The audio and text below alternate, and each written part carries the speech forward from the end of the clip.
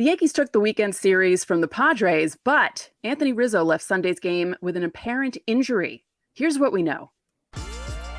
You are Locked On Yankees, your daily New York Yankees podcast. Part of the Locked On Podcast Network, your team every day. Welcome to Locked On Yankees, which is part of the Locked On Podcast Network, your team every day. We'd like to thank you for making us your first listen every day. This episode is brought to you by eBay Motors. For parts that fit right, head to eBay Motors and look for the green check. Stay in the game with eBay Guaranteed Fit at ebaymotors.com. eBay Guaranteed Fit is only available to U.S. customers. Eligible items only. Exclusions apply. With me is my producer, Steve Granado. Steve, what's going on? Hey, pretty good weekend here against the San Diego Padres. Yankees take 2 of 3 after losing a tough one on Friday night. Nice bounce back over the weekend. We have a preview of this new series. The Yankees are on the road to face off with the Seattle Mariners over the next couple of days. We're going to talk about that in our last segment today. Of course, it's Monday, which means it's Miners Monday. We're going to talk about some of the top performers in the Yankee system over this past week, and there were some good performances on the pitching front. First, Stacey, we got to chat about this Anthony Rizzo thing. Sunday day game in the Bronx collides with Fernando Tatis Jr. at first base. It was kind of scary at the moment. Looked like he got hit in the head by Tatis's hip. It was a throwback to first, and Tatis did not slide, did not dive. He went back in with his foot and clipped Rizzo, who was reaching down to get to the baseball. And that was very, very worrisome at the moment. Yes, because Anthony Rizzo is pretty much the last guy the Yankees want to see missing any time with an injury, because so far he's been pretty healthy this year, considering the back injury that he had during spring training. And he's been hitting well. He's been carrying the team when other guys have been out. And it's just, that was a very scary moment. Yeah, I mean, he has been for all intents and purposes, the most important player on this team. That includes Anthony Volpe. That includes Aaron Judge. That includes Gerrit Cole. The steadiest hand in the lineup has been Anthony Rizzo this season, and it cannot be understated how important he is to this roster. And he needs to be in there every day. So he was removed from the game on Sunday in the moment after he went down for a little while. And when he was removed, they took him straight into the clubhouse and started running some tests. Stacey and Boone had an update for us after the game.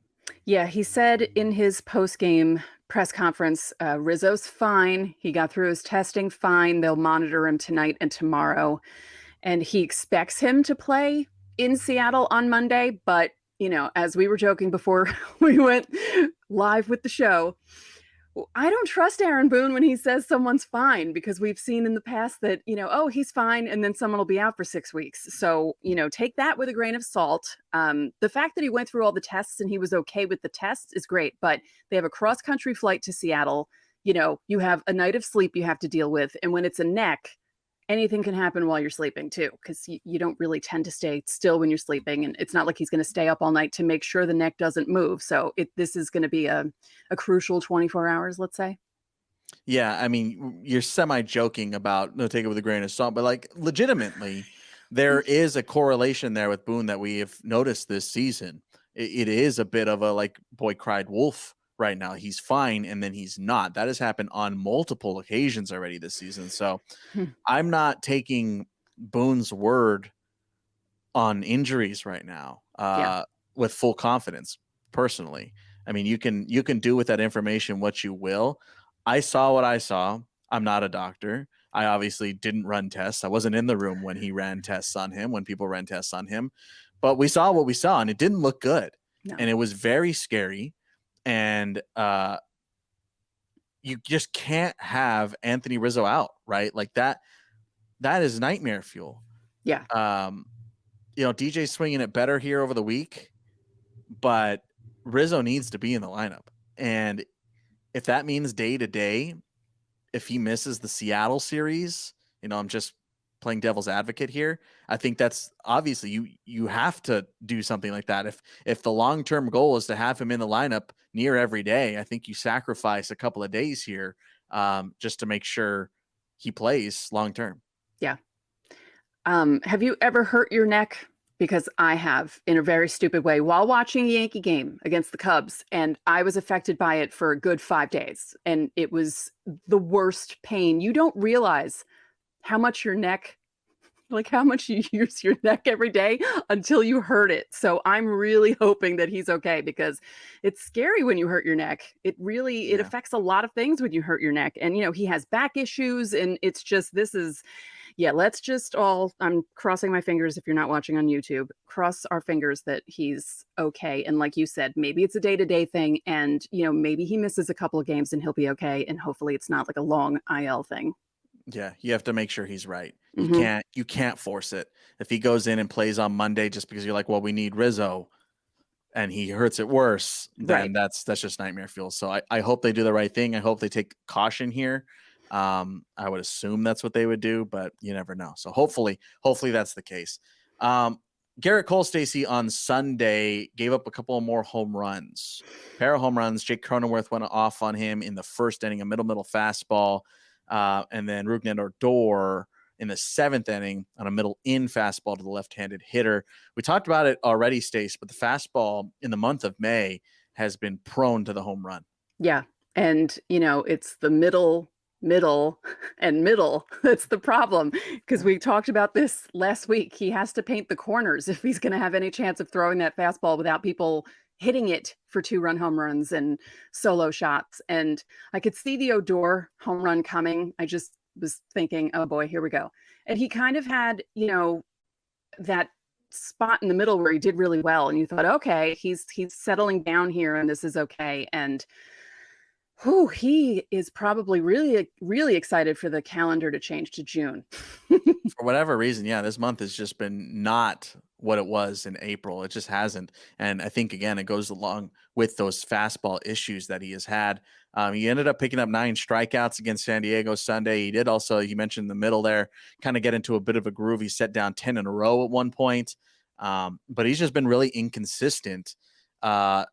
More like inning to inning. I wouldn't say game to game. Yeah. Because most of his games in May have certainly been troublesome. Yes. But there are points in the game where you see the flashes of it. But again, I think it's just the fastball location right now is just not where it needs to be.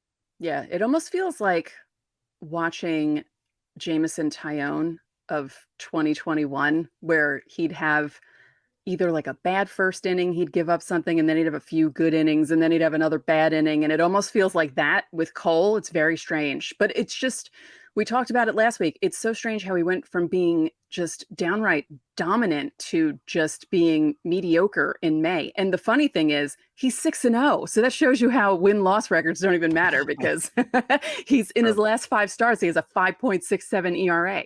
Yeah, that's tough. And it's, again, the home run ball. It's that 2 home runs a game thing right now. Yeah. It's just really plaguing him. Yeah, this stretch of 2 a game. That's why when he gave up the Cronenworth one so early, I thought, okay. And then he was cruising. I said, hey, maybe he's only going to give up 1.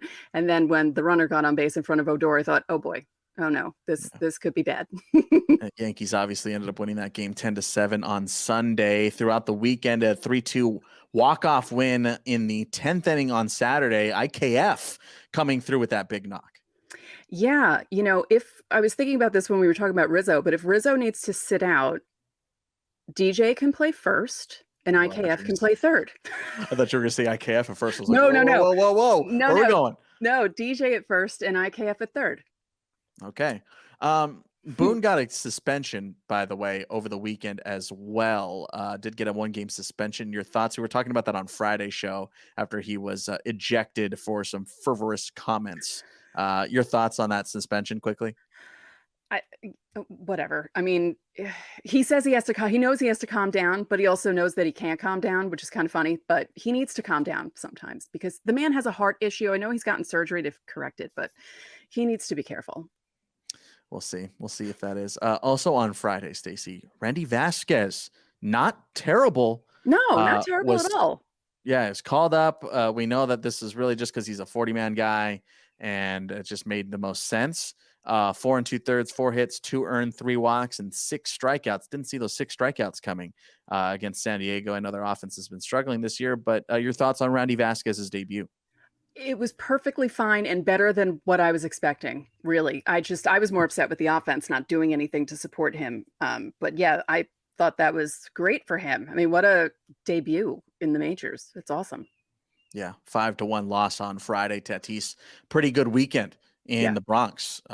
He is certainly the bat is starting to come around for him in the Padres. So they won the series, though. You'll take that series win here, and then obviously finish the homestand and head out to Seattle. We'll see how they do this week. And again, we're keeping our eye on Anthony Rizzo.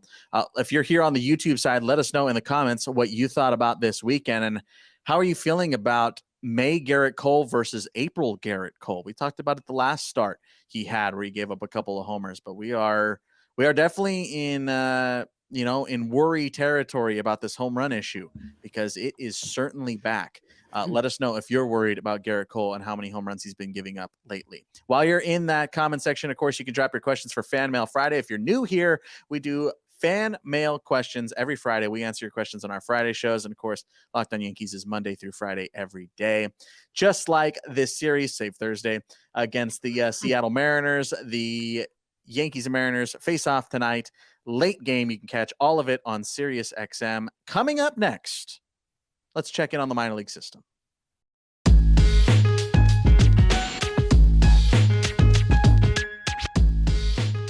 If you're like me and you want to make healthier snack choices, but you don't want to compromise on taste, I've got just the thing for you. Built Bars and Built Puffs. Built Bars are healthy and taste amazing. Seriously, they taste so amazing you won't think they're good for you. What makes Built Bars so good? Well, for starters, they're covered in 100% real chocolate. That's right, real chocolate. They come in unbelievable flavors like churro, peanut butter brownie, and cookies and cream. And now you don't have to wait to get a box. For years, we've been talking about ordering Built Bars at built.com, but now you get them at your local Sam's or Walmart.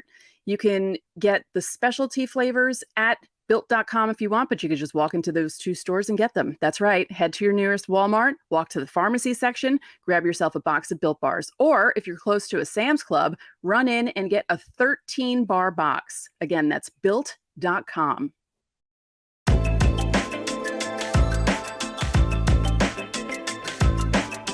Back here on Locked On Yankees. Thank you so much for making us your first listen of the day. Every day here to Everydayers, of course, coming up on Tuesday. We will recap Game 1, the Yankees on the West Coast and the Pacific Northwest. Late night baseball this week. So make sure to stay up. And then, of course, if you don't want to stay up, you can just check out Locked On Yankees in the morning. Just a quick programming note.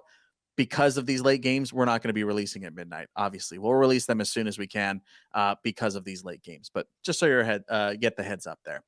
Anyway, it's Minors Monday. You know the drill at this point here on Locked On Yankees. Every Monday, we take a look at the top performers over the past week in the Yankees system. Today, Stacey, we need to talk again about Aaron Pelensky. We talked about Pelensky earlier on in the season. He got off to a real torrid start. I think we featured him in a Minors Monday in April.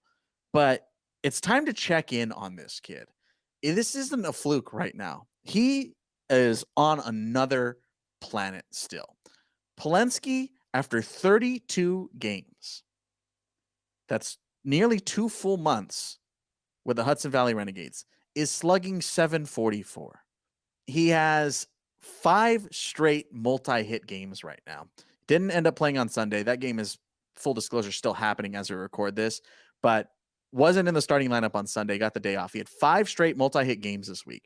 Every game he played in this week, multi-hit game. 6 RBIs, 2 homers.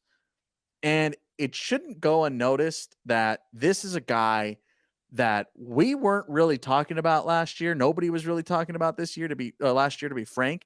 This is an undrafted and unranked guy in the Yankees system right now.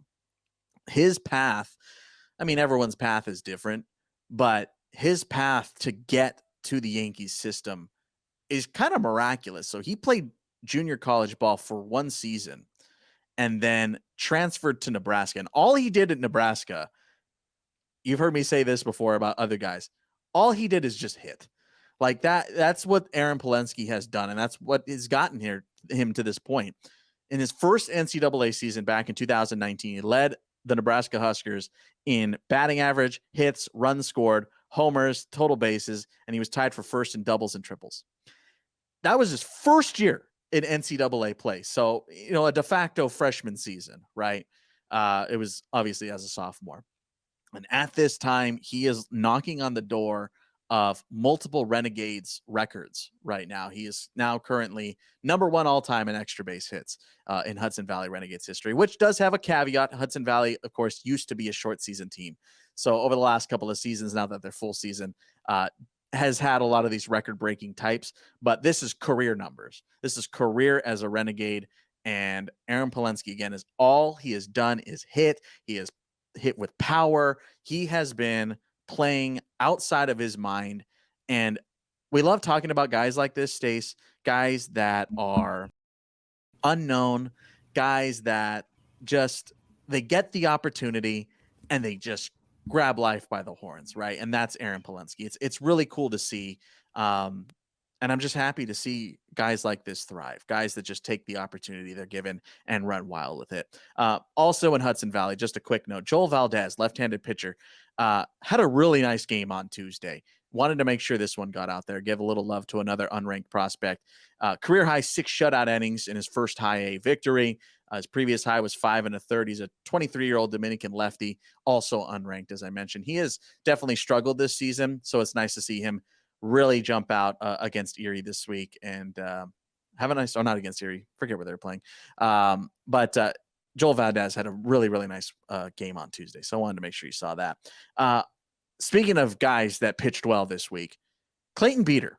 We've talked about Clayton Beeter. He's the number 13 prospect in the Yankees system, according to MLB Pipeline. He's had a couple of bad starts in a row here in the month of May, but he really bounced back this week. He's the one that faced Erie. Beg your pardon. 5 innings of work of 1 hit shutout baseball, 3 walks and 6 strikeouts. His walks have definitely been up. So I said 3 walks. That is part of the issues with Clayton Beeter. Is a lot of guys, we talk about this all the time. It's command issues. That's the number one issue when it comes to pitching. But the stuff for Clayton Beeter is definitely there. It's just getting things under control. And it's nice to see him get under control here this week. Again, 5 shutout innings of just 1 hit baseball with 6 strikeouts. That is extremely impressive, considering his last 2 outings have not gone well. So this is the wave you ride, especially at this level, right? Guys at AA really have very high upside and a lot of talent at this part of their careers. It's just getting things under control. And that's both, defensively, offensively, pitching, all encompassing game. But for Clayton Beeter, it's definitely the control, but it's nice to see. Another quick note here from Somerset, Yoendrys Gomez, the number 19 prospect in the system, came back from the IL and ended up pitching on Sunday. So nice to see Yoendrys Gomez back. He only won a couple of innings. It wasn't anything miraculous, but it's good to see him pitching again. He had not pitched yet this season.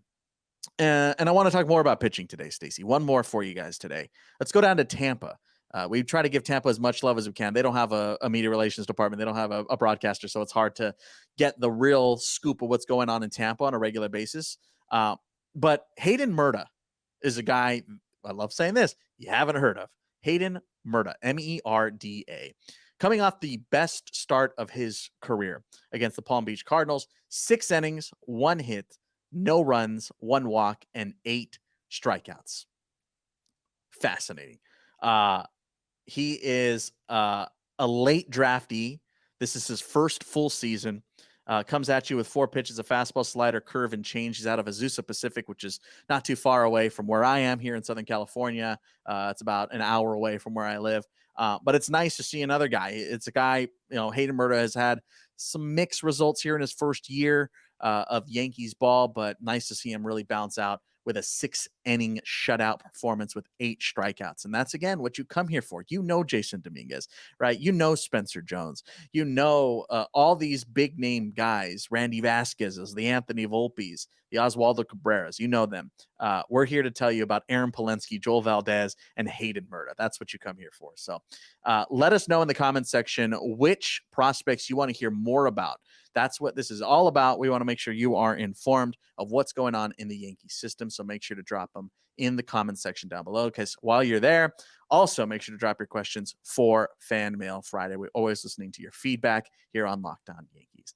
Coming up in just a moment, we're going to talk about hot, cold, and heating up. and of course, your pitching matchups for the upcoming Mariners series, which you can catch on SiriusXM. So stick around.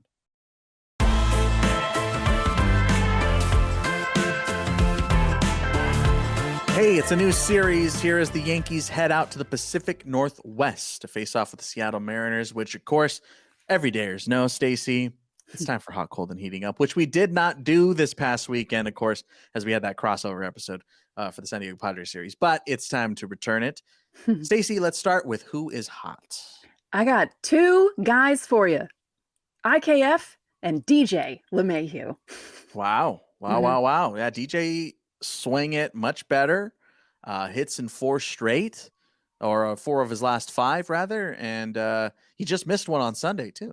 Yeah, it's kind of funny because it was all these clips coming out where they were speaking to him about his hitting doldrums, and then he started picking it up. So it was just the timing of it was funny. And then IKF, even aside from the walk-off hit, he's been contributing steadily when he's played the past 2 weeks, and I'm really rooting for him. I mean, you want IKF to do well, because if IKF does well when he's playing, he's helping the team win, and you want that. So I'm, like I said, if Rizzo's out, DJ at first, IKF at third. Listen to me, Boone. Yeah, we'll see.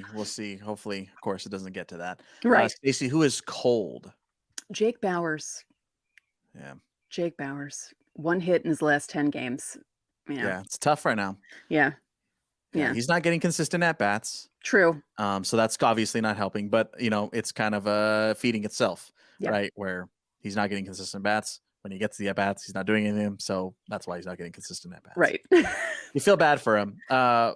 When Donaldson comes back, which by the way, Donaldson homered and doubled on Sunday for the Rail Riders in his rehab game, which is nice to see. It was a monster bomb too. That was a bomb. I saw the video of it too.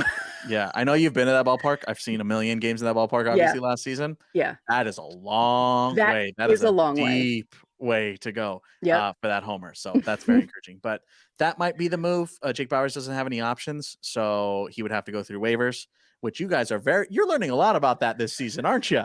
You're learning how waiver wire works. You're learning a lot. You're getting to deal with the waiver wire a lot this year. Yeah. So I think that might end up being the move. We talked a lot about it maybe being Cabrera, but I think Bauers makes a little more sense. Yeah.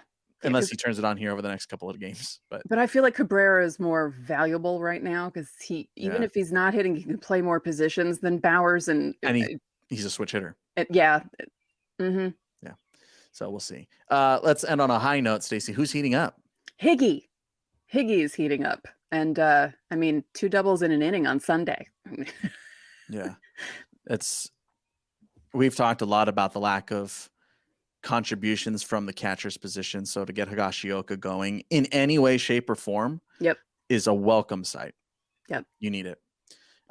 Pitching matchups over this week here. Of course, 3-game set. Monday, Domingo Germán is back. Welcome back. So he has served his 10-game suspension. He missed his 2 starts. Randy Vasquez will not be called here anymore. What are you expecting out of Domingo Germán coming back? I don't even know. How is he going to do without sticky stuff on his hands? I don't know. Do you think he tries it again? If they do, if he does, they should just literally catapult him across the country. I can't. For the memes, that'd be funny.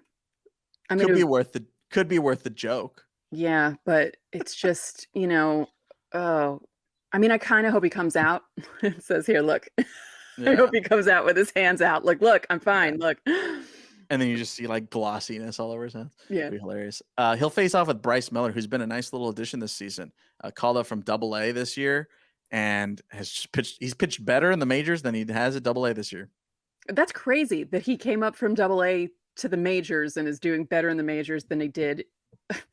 Yeah, very, very strange. We'll see how he looks here against the Yankees. Obviously, it'll be his first start against the Yankees in his career. Nasty Nestor takes the ball on Tuesday to face off with Logan Gilbert. Logan Gilbert's had a nice year. Nasty Nestor kind of fell apart last time around. Yeah. I'm thinking maybe when they get to the third time through the order, kind of see how he's looking and look at his velocity, see if it's gone down a bit, because that's what's been happening the last few starts. And if that happens, get someone up in the bullpen quicker than the last time. So. Yeah, that's fair. And then the Wednesday finale, Clark Schmidt and Luis Castillo, that obviously favors the Seattle Mariners. Luis Castillo has pitched well, not incredible, but has pitched well this year. Strikeouts are definitely way up, a good ratio between strikeouts and walks this season. Clark Schmidt coming off of a very nice outing, though. Yeah. So the 5 innings, we've said it 1,000 times here. If you're an everydayer, you know what we're going to say. Clark Schmidt, go 5. That is the only goal. Yep. Go 5. And every time I see Luis Castillo's name, my heart hurts a little bit, just a little bit, because, God, that's annoying. I really wanted the Yankees to get him. Can't sign everybody. Can't get everybody. Let us know what your preferred matchup is here this week. I think Nestor versus Logan Gilbert is the first two are obviously intriguing. The Miller versus Herman. I'm very curious to see what Herman does tonight. Now, isn't it funny that when we were coming into this past weekend series and we're like, oh, okay, the Darvish Coles matchup is going to be the highlight. Was not. It was not. 10-7. Darvish gets, rocked for how many runs? 7 runs in the third inning. And, Cole has an up and down game. And so you can't predict baseball, Susan. I mean, that's just the way it is. We'll try. We'll keep doing it every day, Monday through Friday on here. On Friday's show, of course, as you know, it's Fan Mail Friday. Drop your questions. You guys have been doing great with that. So thank you guys so much for being a part of the show. You can always drop your questions in any episode release here on YouTube. You can catch the Mariners series starting tonight. Late game, of course, in Seattle, Washington. You can listen to every pitch this season on Sirius XM. Coming up on tomorrow's show, we will recap that first game and see what Domingo Germán does. Let's see if he tries to get away with it. I would love if he just came out with like double bubble, just like as a joke, just like smashed on his hand. We'll see. But I think I'm a little more memey than Domingo Germán is. We'll see. Yeah. Anyway, that's going to do it for today's show. I'm Steve Granato. And I'm Stacey Gotsulias. We'll see you tomorrow.